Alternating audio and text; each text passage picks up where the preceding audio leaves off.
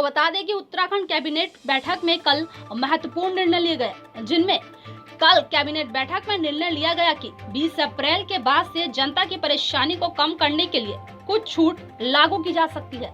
इसके लिए social distancing का पालन किया जाना जरूरी होगा। 3 मई 2020 तक लॉकडाउन को लेकर केंद्रीय गाइडलाइन को अधिक से अधिक लागू किया जाएगा। आज से विधानसभा सचिवालय खुलेंगे।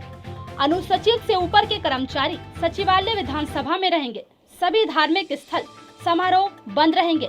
4 धामों के कपाट खुलने के समय आम जनता मौजूद नहीं रहेगी। आबकारी पर रोक जारी रहेगी। घर के अंदर 5 लोगों की मौजूदगी में शादी हो सकेगी। सार्वजनिक स्थानों पर मास्क पहनना अनिवार्य होगा। सभी घरेलू और अंतर्राष्ट्रीय हवाई यात्राएं प्रतिबंधित रहेगी। ट्रेन, सार्वजनिक परिवहन के साधन, टैक्सी, ऑटो रिक्शा से लेकर cinema hall, mall, shopping complex, व्यायामशालाएं, स्पोर्ट्स कॉम्प्लेक्स, स्विमिंग पूल, मनोरंजन पार्क, थिएटर, असेंबली हॉल और अन्य सामान स्थान पूर्ण रूप से बंद रहेंगे। सभी सामाजिक, राजनीतिक आदि धार्मिक कार्यों और समारोह पर रोक रहेगी। पूजा स्थल, धार्मिक स्थल सब प्रतिबंधित रहेंगे। अंतिम संस्कार के लिए किए जाने के लिए 20 से अधिक व्यक्तियों की अनुमति प्रदान नहीं की जाएगी। कृषि की दुकानें, फार्म, मशीनरी से संबंधित सामान, उर्वरक, कीटनाशक, बीजों का विनिर्माण, वितरण, कटाई, बुआई से संबंधित मशीनों के आवागमन की गतिविधियां चालू हो जाएंगी। कृषि और बागवानी की गतिविधियां पूरी तरह से संचालित रहेंगी। खेतीबाड़ी के उत्पादों की खरीद बिक्री के कार्य भी सुचारू हो जाएंगे। मत्स्य पालन के क्षेत्र में मछली पकड़ना और उससे संबंधित रखरखाव मशीनरी आदि से लेकर चारा और समस्त कार्यों हेतु श्रमिकों पर लगी रोक भी हट जाएगी। चाय, कॉफी, रबर, काजू की प्रोसेसिंग और पैकेजिंग बिक्री आदि का कार्य अधिकतम 50% श्रमिकों के साथ शुरू करने की अनुमति दे दी जाएगी। पशुपालन के क्षेत्र में दुग्ध उत्पादन और पशुपालन से लेकर मुर्गी पालन के कार्य में आने वाले सभी प्रकार का चारा वितरण, बिक्री और उनके लिए आश्रय स्थल जैसे गौशाला आदि के निर्माण पर लगी हुई रोक भी हट जाएगी। बैंकिंग सेवाओं की सामान्य गतिविधियां, स्वास्थ्य सेवाओं के अंतर्गत अस्पताल, नर्सिंग होम, क्लिनिक से लेकर दवाइयों की दुकानें, प्रयोगशालाएं में लैब, पशु अस्पताल, दवाइयों के उपकरण, उनसे निर्माण के लेकर एम्बुलेंस और एम्बुलेंस निर्माण में लगी हुई सभी इकाइयां काम करने लगेंगी।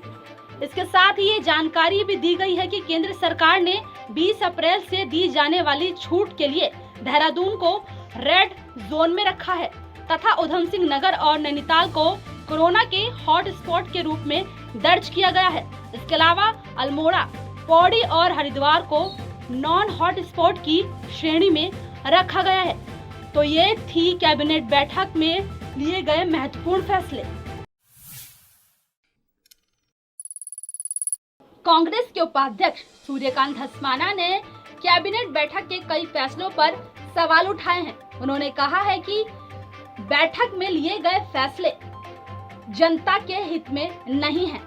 उत्तराखंड प्रदेश कांग्रेस के उपाध्यक्ष सूर्यकांत धस्माना ने राज्य कैबिनेट की बैठक में राज्य में कोरोना के टेस्ट आबादी के अनुपात में कम करवाए जाने व अन्य महत्वपूर्ण विषयों पर कोई निर्णय न करने पर सरकार से निम्न विषयों पर सरकार की उदासीनता पर सवाल उठाए हैं व सरकार से जवाब मांगा है। उन्होंने कहा कि राज्य कैबिनेट में आज भी रैंडम टेस्टिंग व टेस्टिंग का अनुपात बढ़ाने का निर्णय नहीं लिया गया, जो कि होना चाहिए था। प्रदेश के जो लोग अन्य प्रदेशों में फंसे हुए हैं, उनको लाने के लिए कोई प्लान सरकार क्यों नहीं बना रही, जब गुजरात के लोगों को छोड़ने का काम सरकार कर चुकी है। वहीं उन्होंने सवाल करते हुए कहा कि राज्य में गेहूं की कटाई के लिए सरकार ने अभी तक क्या किया है। पहाड़ों में सेब और आलू की फसल के बारे में सरकार ने अभी तक कोई प्लान क्यों नहीं बनाया। परिवहन पूरी तरह ठप रहेगा और 4 धाम यात्रा प्रभावित होने की दशा में सरकार टैक्सी, मैक्सी कैब, यूटिलिटी बस जैसी परिवहन के संचालकों, ड्राइवर, क्लीनर, इनके बारे में सरकार ने क्या योजना बनाई। देखिए, जिन विषयों पर हम माननीय मुख्यमंत्री जी से और राज्य की कैबिनेट से अपेक्षा कर रहे हैं, जिनके बारे में लगातार कांग्रेस पार्टी और तमाम लोग इस प्रदेश के कोरोना के संकट काल में जो राहत चाहते हैं, जिस प्रकार की राज्य सरकार से मदद चाहते हैं, उनके विषय में किसी भी कैबिनेट में राज्य की सरकार निर्णय नहीं ले रही है। राज्य के लोग जो पूरे प्रदेश के बाहरी प्रदेशों में फंसे हुए हैं, उनको कैसे राज्य तक वापस लाया जाए, उसके बारे में कोई योजना नहीं बनी है। राज्य में जो किसान गेहूं की फसल खड़ी है, उसकी कटने का इंतजार कर रहा है, क्या उसका इंतजाम होगा, कहाँ से लेबर आएगी, उसके बारे में सरकार ने कोई अभी तक नीति तय नहीं करी है। प्रदेश के अंदर जो पहाड़ी इलाकों में जहाँ सेब की फसल को दवा चाहिए, आलू की फसल को मदद चाहिए, उनके बारे में कोई निर्णय अब तक सरकार ने नहीं लिया। चार धाम यात्रा बिल्कुल सर पे खड़ी है। चार धाम यात्रा से लगभग 5 लाख लोग, उनकी रोटी रोजी, उनके परिवार चलते हैं, वो बुरी तरह से प्रभावित होने जा रही है।